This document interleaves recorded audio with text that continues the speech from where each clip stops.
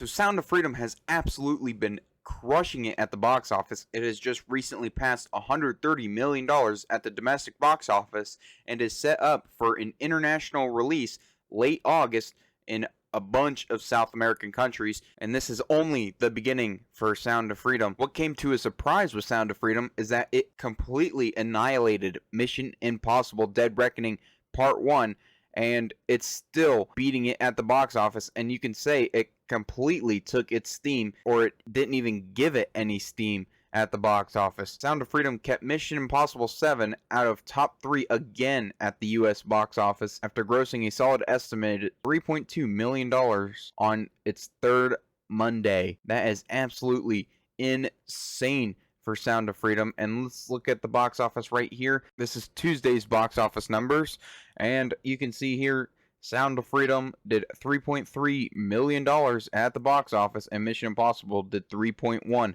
million. And Mission Impossible has completely underperformed at the domestic box office. It's done great internationally, and its worldwide numbers are not so great, but it's all because of the domestic box office and how it's severely underperformed against stiff competition with Barbie, Oppenheimer, and now Sound of Freedom.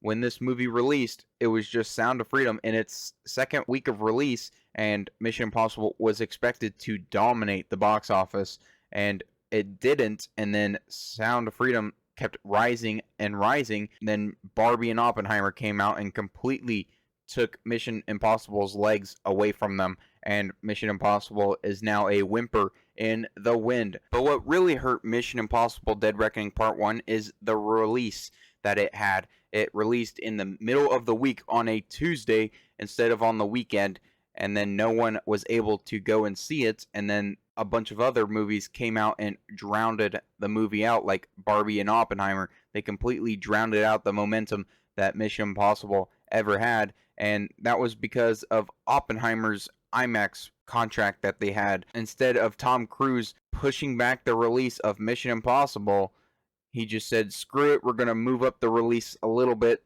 in the middle of the week, and it backfired on him because people were more interested in Sound of Freedom and then Barbie and Oppenheimer instead of Mission Impossible, and it never had anything to run with. But Sound of Freedom is absolutely crushing it. It's crossed $130 million at the box office, and Mission Impossible continues to struggle, and it's only done $376 million at the global box office, and it needs to make right around $900 million to break even, and it's not going to do that. So Mission Impossible is going to flop. Sound of Freedom is on absolute cloud 9. But anyway, that's all for me. If you liked the video, hit the like button, comment your guys' thoughts down below, and I'll see you guys in the next one. Peace.